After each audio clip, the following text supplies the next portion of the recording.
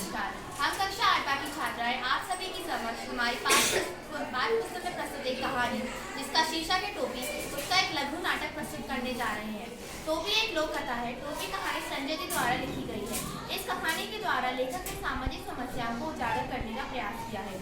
इस कहानी में नन्ही गौरैया के दृढ़ निश्चय और उसके प्रयासों का वर्णन किया है।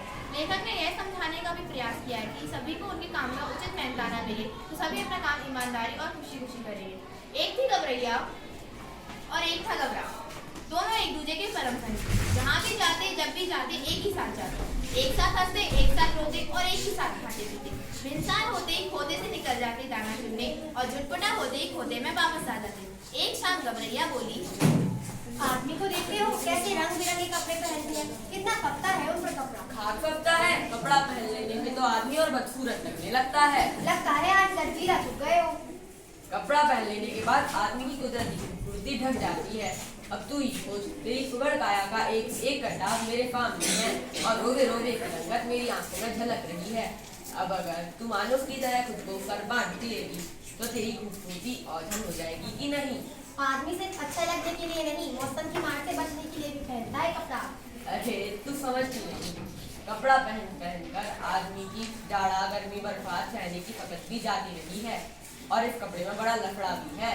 कपड़ा पहनते ही आदमी की हैसियत में भेद पैदा हो जाता है। फिर भी आदमी कपड़ा पहनने से बात नहीं आता, नित नए नए लिबास सिलवाता रहता है। यह निराप कौंगापन है। आदमी फकत लाल ढकने के लिए भी कपड़े नहीं पहनता, हाथ पैर जो चलने फिरने के लिए हैं उन्हें भी दस्ताने और मोजों से ढक लेता है। सर पर लटे हैं उन्हें भी टोपी पे रख लेता है।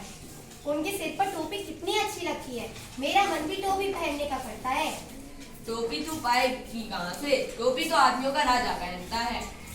और जरा भी चूक हुई नहीं कि टोपी उछलते देर नहीं लगती। अपनी टोपी बचाने के लिए न जाने कितनों को टोपी पहनानी पड़ती है। मेरी मान तू तो इस वक्त चक्कर में पड़गी मत। गबरा था तनिक समझदार इसलिए शक्की, जबकि गौरैया थी जिद्दी और झुमकी पक्की।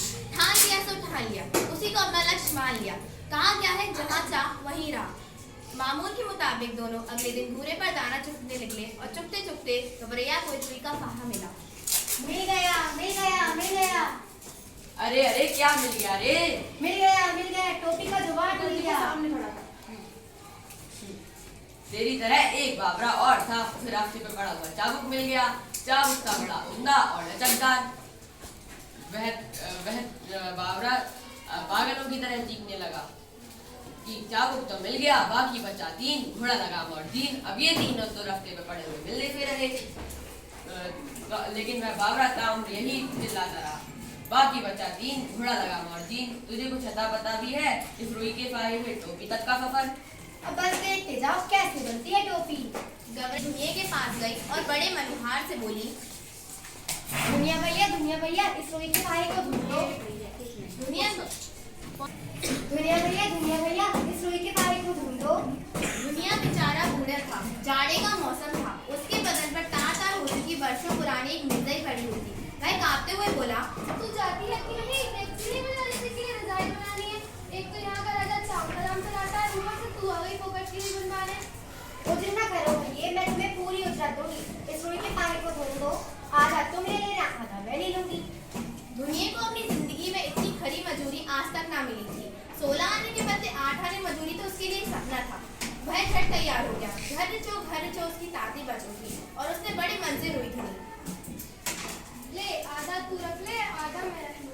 इससे उत्साहित गबरा गौरैया एक कोरी के यहाँ गए और बोलने लगे, कोरी भैया इस धुनी रुई से सूत काट दो। तुम लोग यहाँ से भागते हो कि नहीं? देखते नहीं मुझे दादाजी के अच्छे के लिए सूत काट दिए और मेरे पास मुफ्त में मलाल डालने का समय नहीं है। भैया इस मुल्क में सब काम क्या राजा जी के लिए ही होता है। तू किस मुल्क से आई है? जानती नहीं यहाँ का चलन? हाथ मेरे बेटा बैठे खाए तुरंत। यहाँ पर सब काम दादाजी के लिए और उनके कहने पर ही होता है। मुकरो और उनके कई लगे वगैरह भी तो बहुत है, उनका भी काम यही पर होता है। मुकरो मत भैया, मैं तुम्हें माकूल मुआवजा दूंगी। आधा तुम रख लो, आधा मैं रख लूंगी। कोरी भी तैयार हो गया। इतनी वाजे मजूरी पर काम न करना मूर्खता होगी। तन करके उसकी तकली चरखी तारा थैया करने लगी और उसने काफी लच्छेदार और महीन सूत काट दिए थे। इससे उत्साहित गबरा गबरैया एक बुनकर के आ गए और इसरार करने लगे। बुनकर भैया इस कच्चे सूत से कपड़ा बुन दो। तुम लोग हटते हो कि नहीं यहाँ से? देखते नहीं अभी मैं राजा जी के लिए बागा बुन रहा हूँ। थोड़ी देर में राजा जी की काट मेरे यहाँ जो हो जाएंगे। साफ करे भाव तो जवाब करे जाकर। अरे गुस्सा मत करो भैया, हम सेठ मेल का काम नहीं करवाते।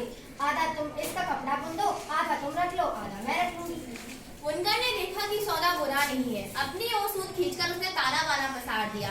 उसका करघा चलने लगा, ढरकी ढुलकने लगी और उसने काफी अच्छा कपड़ा बुन दिया था। आधा तू ले ले, आधा मैं ले लेती।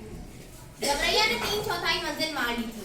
लिए दिए वह एक दर्जी के पास गई और बोले लगी, दर्जी भैया इस बुने कपड़े की टोपी सिल दो। सकती है या नहीं ऐसी देखती है राजा जी की 7वीं रानी से 9वीं बेटी में 10वां बेटा पैदा हुआ है। अब उस 10 रंग के लिए मुझे ढेरों झपटे सिलने हैं। कभी ना लेना ना देना, भर माथे पसीना। अरे भैया इसकी 2 टोपियां सिल दे। एक नहीं बल्कि 2 टोपियां सिल दे। एक तू रख ले, एक मैं रख लूंगी। मुंह मांगी मजूरी पर कौन मुझे तैयार न होता। कच कच करके उसकी कैंची चलने लगी और चूहे की तरह सच उसकी सुई कपड़े के भीतर बांध होने लगी। बड़े मनोयोग से उसने 2 टोपियां सिल दी। एक टोपी में खुश होकर उसने अपनी तरफ से 5 कूदने भी जड़ दिए। कूदने वाली टोपी पहनकर तो गबरैया आपे में ना रही। 1 टांग पे लगी नाचने और गबरे को लगी दिखाने। मेरी टोपी सबसे निराली 5 कूदने वाली। अरे वाह, तुम सचमुच रानी लग रही हो। रानी नहीं, मैं हाथियों का राजा लग रही हूँ। अब देखती हूँ कौन राजा मेरा मुकाबला करेगा। जरा इस मुल्क के राजा का भी तो जायजा लिया जाए। वो राजा के महल के कमरे पर जा बैठा। राजा उस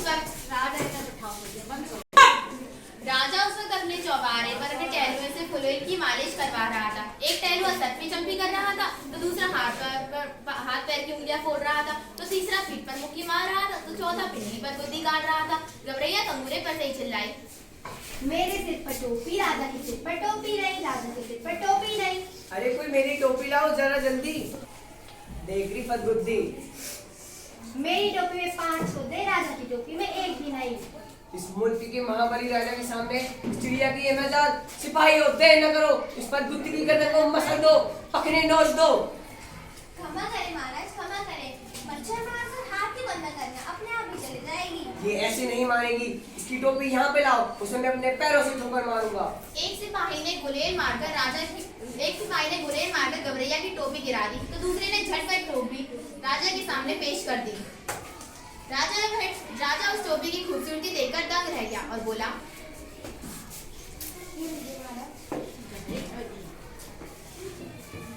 मेरे राज में मेरे सिवा इतनी खूबसूरत टोपी दूसरे के पास कैसे पहुंची? गिरते पड़ते दर्जी हाजिर हुआ। दुहाई अंजना, हमें तो आज तक हमारी बनाई। दुहाई अंजना, दुहाई नहीं, हमें वजह बताओ। कपड़ा बहुत उम्दा और दरीस था सरकार। इतना उम्दा कपड़ा किसने बुना? गिरते पड़ते बुनकर हाजिर हुआ। क्षमा करे महाराज, हो जाओ। हमारे लिए ऐसा काम क्यों नहीं किया? कपड़ा बहुत ही उम्दा था सरकार, एकदम महीन और लच्छेदार। इतना महीन झूठ किसने काटा? गिरते पड़ते कोई हाजिर हुआ। जान बख्शे महाराज, जान बख्शे। जान नहीं, वजह बताओ। रुई बड़ी बेहतरीन थी सरकार, एकदम बादल की तरह धुनी हुई थी। इतनी बेहतरीन रुई किसने धुनी? हाथते छाते पीटे दुनिया हाजिर हुआ। क्षमा करे अन्नदाता, हमारा नहीं, वजह बताओ। अब कभी तक हमारे लिए ऐसा काम क्यों नहीं किया? आपके लिए भी किया है सरकार, आगे भी आपके लिए ही करेंगे। हमारे काम में आज तक ऐसी नफासत क्यों नहीं दी? आवेदन दे तो गुरु सरकार। चलो दिया, अब बताओ। महाराज इस गवैया ने जो भी काम करवाया उसमें से आधा हमें दे देती। जिसके पास सब कुछ है वो कुछ भी नहीं देता, इसके पास कुछ भी नहीं फिर भी ये आधा दे देती। महाराज देख ले, आंख में उंगली डालकर देख ले। बेकार की नहीं है ये, जिसके लिए पूरे मोल चुकाए हैं। ये राजा तो कंगाल है, तेरा कंगाल। इससे एक टोपी तक नहीं जुड़ती, तभी तो इसने मेरी टोपी छीन ली। राजा तो वाकई अकबका गया था। एक तो तमाम कारीगरों ने उसकी मदद की थी, दूसरा अपनी टोपी के सामने उसकी टोपी की कमजोरी, तो तीसरा खजाने की खुलती पोल। इसकी टोपी वापस कर दो। ये राजा तो डरपोक है, मेरा डरपोक, तभी तो इसने मेरी टोपी वापस कर दी। मुझसे डर गया। ये तो महाराज को बेपर्दा करके ही जम लेगी। और इस मुंह पर के मुंह लगे क्यों मंत्री जी?